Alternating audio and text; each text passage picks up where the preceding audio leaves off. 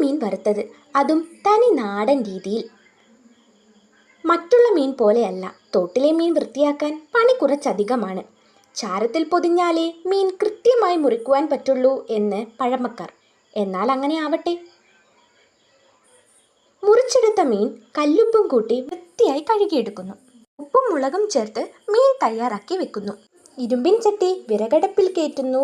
എണ്ണ ഒഴിച്ച് ചൂടായപ്പോൾ മീൻ അതിലേക്കിടുന്നു. വറുത്തു കോരിയെടുക്കുന്നു.